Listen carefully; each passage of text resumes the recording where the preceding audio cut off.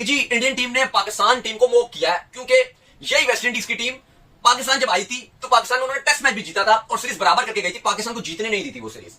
लेकिन अब वो ये चल रहा है जी कि देखो जी, हमने तो ये जो इंडियन टीम थी इसने तो वेस्ट इंडीज को 2.25 दिन में आउट क्लास कर दिया। अब वो ट्रेंड क्योंकि पाकिस्तान इंडिया का ही चल रहा है। अब वैसे तो इस वेस्ट इंडीज और इंडिया की सीरीज में कुछ था नहीं, ना देखने के लिए ना बेचने को, बिल्कुल एक बोरिंग किस्म की सीरीज थी। इवन क्राउड भी मैं तो देख रहा था 100, 150, 200 लोग आते थे मैच देखने के लिए, मुझे तो देखने ढूंढने में कोई लोग नजर आते थे, वरना तो मुझे लोग भी नजर नहीं आ रहे थे और मैच की क्वालिटी भी बहुत लो थी। ठीक है, ऐसा लगा कि इंडिया का स्टेटस बहुत ऊपर है, वेस्ट इंडीज का बहुत नीचे है। कोड ने लाइव सेशन के अंदर, जैसे कि आप सबको पता ही है, या मैं तो शुरुआत ही यहां से करूंगा कि भाई कैसे वो कौन सी टीम है जो इस टीम को हराएगी, मुझे कोई ये बता दे। मतलब कि हर दफा इंडिया का मैच होता है, हर दफा इंडिया जीत जाता है। आखिर कोई तो टीम ऐसी आए दुनिया के अंदर जो इनको टक्कर दे। क्या ऑस्ट्रेलिया आगे जाके हरा देगी? हाँ, ये हम कह सकते हैं कि ऑस्ट्रेलिया के साथ मुकाबले में देखने को मिलेंगे मजेदार, जो कि आगे जाके ओडीए हो रहे हैं। लेकिन जिस तरीके से इंडिया ने आज मैच जीता, मुझे लग रहा था कि इंडिया आज भी बैटिंग करेगा, वाशिंगटन सुंदर होगा, वो भी सेंचुरी मारेगा, जल्दी मैच खत्म कर। वेस्ट इंडीज का क्या है, सेम पिच है, उसी पिच के ऊपर वेस्ट इंडीज 2 दफा बैटिंग करके भी उतने रन नहीं कर पाता जितना इंडिया एक दफा बैटिंग करके ऑल आउट नहीं होता, डिक्लेयर करता है। ये बहुत बड़ी चीज है, ये बहुत जिसको कहते हैं ना मैटर करती है कि एक टीम एक ही कंडीशन के ऊपर, एक ही पिच के ऊपर बैटिंग करके ऑल आउट नहीं हो रही, लेकिन जो दूसरी टीम है वो 2 दफा बैटिंग कर चुकी हुई है और वो ऑल आउट हो गए, उनसे इतने रन भी नहीं हुए। यानी एक ही दफा बैटिंग की, 5 विकेटें गिरी, 3 सेंचुरीज थी, 448 पे पहुंचा और उसके बावजूद भी वेस्ट इंडीज ने 2 दफा बैटिंग करके तब भी वो इंडिया से 140 रन शॉर्ट है। ये स्कोर कार्ड ही आपको ये सूरत हाल बता सकता है कि किस एब्सोल्यूट तरीके की थ्रैशिंग थी। वन साइडेड कह लो, डिमोलिशन प्रो मैक्स कह लो, आप थ्रैशिंग कह लो, आप हैमरिंग कह लो, आपने जो एडजेक्टिव बीच में घुसाना है घुसा दीजिए, लेकिन जो परफॉर्मेंस का फर्क है ना वो वाज़ेह है, उसमें कोई डिबेट नहीं है। लेकिन इंडिया की तरफ से इंप्रेसिव चीज क्या थी? क्या आई अंडरस्टैंड कि आपको भी पता है कि एक ऐसा मुकाबला है जिसमें दोनों टीमों के बीच में गल्फ बहुत ज्यादा है, तो आपके ऊपर क्या जिम्मेदारी होती है? आपके ऊपर जिम्मेदारी होती है कि जब वो एक वीकेंड टीम आपके पास आए ना, आप उनके साथ वही सलूक करें जो एक तगड़ी टीम और एक वीक टीम का सलूक होता है। वो क्लियर कट आपको नजर आ रहा था, इनएक्सपीरियंस, बड़ी टीम के अगेंस्ट खेलना, वो प्रेशर। वरना ये वेस्ट इंडीज है यार, अभी क्या कुछ टाइम पहले वो पाकिस्तान के अगेंस्ट 2 मैचेस खेल कर गए हैं, जीत कर गए हैं दूसरा टेस्ट मैच, और तगड़ा जीत कर गए हैं। साफ बंद किया हुआ था उन्होंने पाकिस्तान की टीम का। ये वेरिगन सर 20 विकेटें इसकी 2 टेस्ट मैचेस में पाकिस्तान के अगेंस्ट, और दूसरे टेस्ट मैच में तो मुझे याद है इसने कोई बड़े क्रूशल 30-40 रन भी को बनाए थे। तो ये वो टीम पर बहुत डिपेंड करता है। हालांकि स्पिन विकेट इंडिया के अंदर भी थी, स्पिन विकेट इधर भी थी। वो पहले दिन उसके ऊपर ग्रास था, वो गेंद थोड़ी हिली शिली है, सीम मूवमेंट जनरेट हुई है, लेकिन उसके बाद तो आपको पता है इमीडिएटली डे 2 से ऑनवर्ड्स वो पॉप ऑफ डस्ट उड़ना शुरू हो गई थी। तो आपको पता चल गया कि यार बस अब स्पिनर्स की कहानी है यहाँ पर। बहुत बहुत मुबारक हो इंडिया को इस कामयाबी पर। लेकिन क्या बोरिंग मुकाबला था, क्या वन साइडेड मैच था। जाहिर है कहाँ इंडिया कहाँ वेस्ट इंडीज़, मैं बार बार यही कह रहा हूँ। चलो, इस बॉलिंग अटैक के सामने कोई मुकाबला नहीं कर सकता वेस्ट इंडियन बैटर। 20 विकेटें तो गिरी, बट इतने ओवर नहीं खेले जितने टेस्ट क्रिकेट के एक दिन में होते हैं। पहली इनिंग में 44, दूसरी इनिंग में 45, काम तमाम। मतलब इंडियन फैंस भी कहेंगे, जीत सबको अच्छी लगती है, लेकिन वो भी कहेंगे ये क्या हो रहा है, ये कौन सा गेम है, ये क्या क्रिकेट खेल रहे हैं। कि इन 2 लड़कों ने क्या परफॉर्मेंस दी है, बाकी सबकी अलग है। मैंने कहा ध्रुव जुरैल ने अपनी बैटिंग से साबित किया है कि वो पंत के रहते हुए भी टीम में रह सकते हैं। केएल राहुल के लिए मैंने कहा कि वो ऐसा खेलने लगे हैं कि पता चलता है उन्होंने अपना एक लेवल अप कर लिया है कोहली के जाने के बाद। ये सब कुछ है, लेकिन जो 2 स्टार्स हैं वो 2 लोग कौन हैं? एक है मोहम्मद सिराज और दूसरे हैं रविंद्र जडेजा, जिनको अपनी ऑलराउंड परफॉर्मेंस की वजह से प्लेयर ऑफ द मैच भी मिला। मोहम्मद सिराज ने पहली इनिंग में 4, दूसरी में 3 विकेटें ली और कमाल की बॉलिंग कराई। मतलब अब मुझे लगता है कि जब ये रिटायर होगा ना बंदा, इसका नाम भी इंडिया के ग्रेट्स में शुमार होगा अगर ये ऐसे ही खेलता रहा। फिर आ जाइए आप रविंद्र जडेजा पे। अगर आप थोड़ी बहस कर सकते हैं कि ये दुनिया के बेस्ट ऑलराउंडर शायद ना हो, लेकिन मुझे तो लगता है। लेकिन वन ऑफ द बेस्ट तो 100% है। जब ये बैट उठाता है तो रन्स की गंगा बहा देता है, जब ये बॉल पकड़ता है तो विकेटों की झड़ी लगा देता है। तो जो परफॉर्मेंस ये दे रहा है, it's mind blowing. I really enjoy his cricket. खैर एनी हाउ, तो वेस्ट इंडीज़ बड़ी बेचारी बदनसीब सी टीम है इस वक्त, क्योंकि अभी तक जितने मैच खेली है सारे हारी है, और ये वाइट टीम है पॉइंट्स टेबल में, जो मैच खेलने के बावजूद भी अपना कोई खाता नहीं खोल पाई है। अगला मैच भी मुझे कुछ इसी तरह का दिख रहा है। बहुत सारे लोगों का आज ये मानना था कि इंडिया को चाहिए लंबी बैटिंग करे, नीतीश कुमार से भी रन करा दे, 100 करा दे उससे भी। मैंने कहा क्यों थक रहे हो, जल्दी फिनिश करो। तो जो मैं सोच रहा था वही हुआ। आज आने के बाद उन्होंने बारी ही नहीं ली और दे दिया, और इनिंग और 140 रन से कामयाबी हासिल की। क्यों थकना है। इंडिया जब वेस्ट इंडीज से जीता 2.25 दिन में टेस्ट मैच, जडेजा ने आउटस्टैंडिंग परफॉर्मेंस दिखाई, with the bat with the ball, 4 wicket भी ले लिए, सेंचुरी भी मार दी, बाकी भी ध्रुव जुरैल, राहुल वगैरह की सेंचुरीज वगैरह आई। लेकिन ना इंडिया जीता। अब इंडिया पाकिस्तान के अंदर थोड़ा सा चीज ऐसे चल रही है कि सोशल मीडिया में भी अगर आप देखो तो अब इंडिया एशिया कप भी जब जीता तो उसके बाद हमने देखा कि डिफरेंट वायरल हुई चीजें। अर्शदीप सिंह ने बहुत सारी ऐसी हरकतें की जो बिल्कुल अच्छी नहीं लगी, बीच में कुछ फनी भी लगी, कुछ अच्छी नहीं भी लगी। अब चलो कुछ फनी वे में उन्होंने जैसे संजू सैमसन को वो ट्रोल कर रहे थे, ऐसे कर रहे थे, बाकी भी जो उनके साथ खड़े हुए थे, चलो वो एक फन वे में लग रहा था, लेकिन कुछ चीजें ठीक नहीं भी लगी। लेकिन इंडियन टीम के साथ ट्रॉफी भी नहीं मिली, वो भी अपनी जो ऊंची हरकतें थी वो करते रहे, जवाब देते रहे, करते रहे। उससे पहले हारिस उनके जहाज गिराते रहे, वो चीजें चलती रही और वो चीजें होती रही। अब इंडिया जब मैच जीता था तो फिर वो अभिषेक शर्मा ने भी बोला कि जी यू टॉक वी विन, ये उनका इंस्टाग्राम का कैप्शन था, ट्विटर का, वो शुभमन गिल का भी इस तरह के कैप्शंस थे, वो चीजें चल रही थी। लेकिन अभी मसला ये चला कि अभी इंडिया वेस्ट इंडीज का जब ये मैच हुआ, अब ये भी सोशल मीडिया में चलना शुरू हो गया, बहुत ज्यादा सोशल मीडिया में भी चला जब इंडिया ये मैच जीता कि जी इंडियन टीम ने पाकिस्तान टीम को मोक किया है, क्योंकि यही वेस्ट इंडीज की टीम पाकिस्तान जब आई थी तो पाकिस्तान में उन्होंने टेस्ट मैच भी जीता था और सीरीज बराबर करके गई थी, पाकिस्तान को जीतने नहीं दी थी वो सीरीज। लेकिन अब वो ये चल रहा है जी कि देखो जी हमने तो ये जो इंडियन टीम थी इसने तो वेस्ट इंडीज को 2.25 दिन में आउट क्लास कर दिया।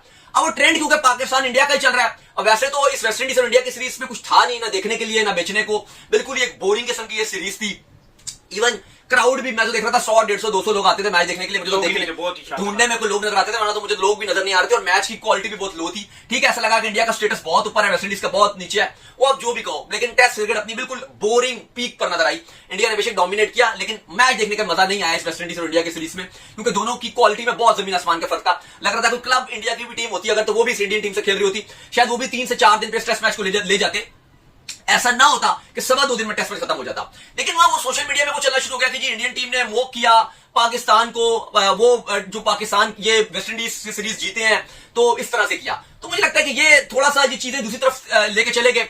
माना कि पाकिस्तान के लिए अच्छी क्रिकेट पाकिस्तान ने नहीं खेली, एशिया कप में भी अगर आप देखो इंडिया के अगेंस्ट हमें जीतना चाहिए था, थ्रू आउट पिछली पाकिस्तान टेस्ट साइकिल में भी अच्छा नहीं किया।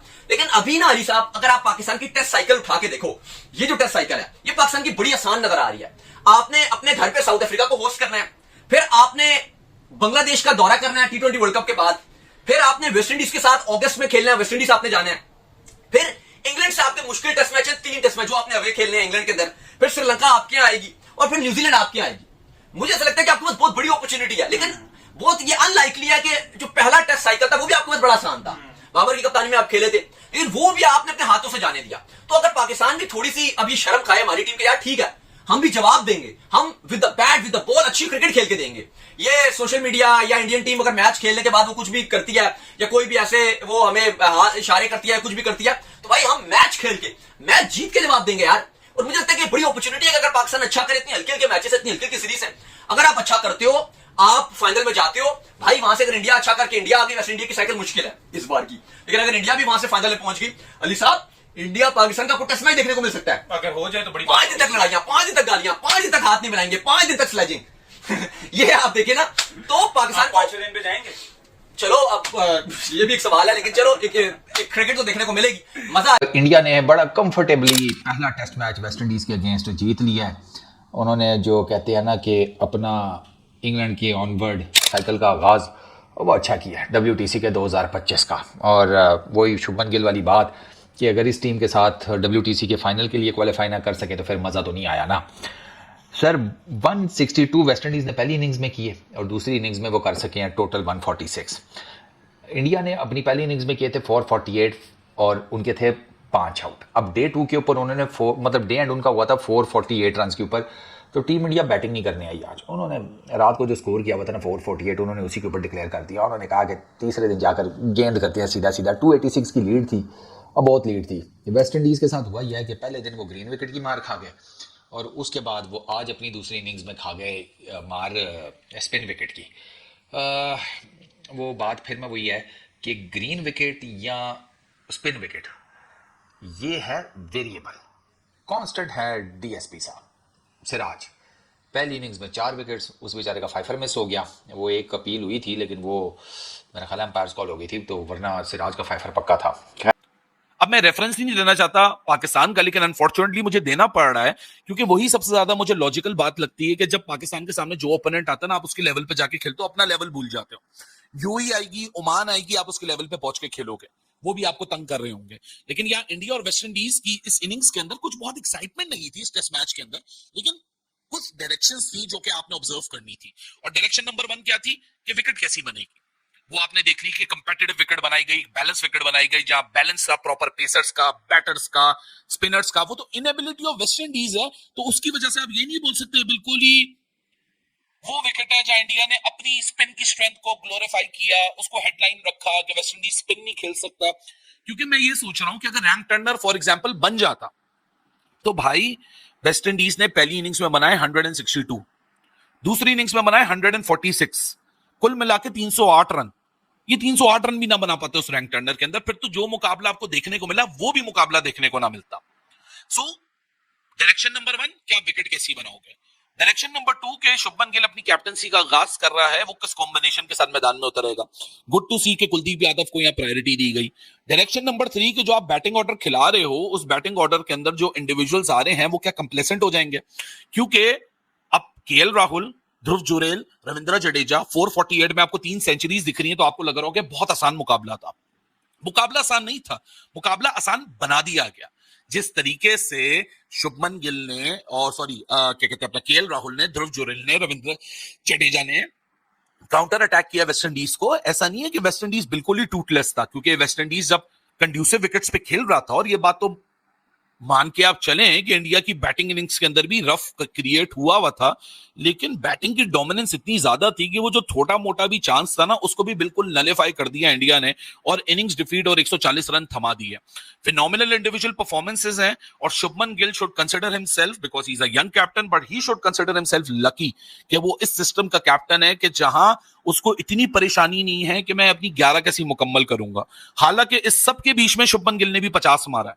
अब सोचो कि उसकी 50 इतनी फीकी है, इतनी इररेलेवेंट है, क्योंकि शुभमन गिल की 50 के ऊपर 4 मैच विनिंग परफॉर्मेंसेस है, और अभी तो कुलदीप यादव का मैं नाम भी ऐड नहीं कर रहा, क्योंकि अगर मैं कुलदीप यादव का नाम ऐड कर दूं, बुमराह का नाम ऐड कर दूं, उन्होंने भी चिप इन की है, लेकिन उनकी परफॉर्मेंसेस भी रिलेवेंट हो चुकी हैं। Now we are talking about individuals like Jasprit Bumrah and Kuldeep Yadav, जो कि वर्ल्ड क्लास प्लेयर है। बुमराह ने 3 विकेटें पिछली इनिंग्स में ली, इस इनिंग में कोई विकेट नहीं ली। कुलदीप ने पिछली इनिंग्स में 3 ली, आज की इनिंग्स में 2 ली, 5 ऑल टुगेदर। जडेजा ने पहली इनिंग्स में कोई विकेट नहीं ली, आज ली 4 विकेटें। सिराज ने पिछली इनिंग्स में 4 ली, आज 3 ली, 7 विकेटें। वॉशिंगटन सुंदर ने टोटल ऑल टुगेदर 2 विकेटें ली। बैटिंग करने का मौका नहीं मिला, इंडिया ने आज ही सुबह ही थमा दिया ओवरनाइट डिक्लेरेशन करके, ये लो जी आओ, कुछ तुम में दम में तो हमें करके दिखा दो, वरना तो हम ये गेम फारिग कर देंगे। और वो गेम उसी तरीके से फारिग कर दिया। अब इस सबके बाद देखें, वैसे तो WTC चल रहा है, आपको लेने 12 पॉइंट होते हैं, लेकिन लोग यही बात करते हैं कि यार अब 2 टियर टेस्ट क्रिकेट वक्त की जरूरत है। क्योंकि देखो यार, जब ये डिबेट होती है ना, तो उससे आप आंखें नहीं चुरा सकते, आप इसको इग्नोर नहीं कर सकते, क्योंकि आप all the way India England के हाइस से आके ड्रॉप किए हो इंडिया वेस्ट इंडीज के डिप के ऊपर, जहां अब इंडियंस और हम जैसे प्रोफेशनल्स जो हैं वो तो क्रिकेट को देख के कवर करेंगे, लेकिन इसमें कोई टीम्स का कसूर नहीं है। इसमें जिस तरीके की मुकाबले हो रहे हैं, उस मुकाबले में इतना एक तरफा डिफरेंस है कि आपको जो गेम का एक्साइटमेंट है ना, वो खत्म हो जाता है। ये फ्लैशेस ऑफ ब्रिलियंस नजर आते हैं, और फ्लैशेस ऑफ ब्रिलियंस क्या है, जेडन सीरीज ने आके 2-4 छक्के मार दिए तो चलो कोई तो मुकाबला किया। लेकिन जिस तरह मैं पास में भी कहता आया हूं पाकिस्तान क्रिकेट के लिए, वही सेम चीज मैं वेस्ट इंडीज क्रिकेट के लिए भी कहूंगा, क्योंकि दोनों का डिमाइस बड़ा सिमिलर है। वजूहात अलग हैं, रीजंस अलग हैं, सर्कमस्टांसेस अलग हैं, लेकिन पाथवे बिल्कुल डिक्लाइन का सिमिलर है। वेस्ट इंडीज पाकिस्तान की क्रिकेट जो है ना हमारी, ये लाइफ सपोर्ट के ऊपर है।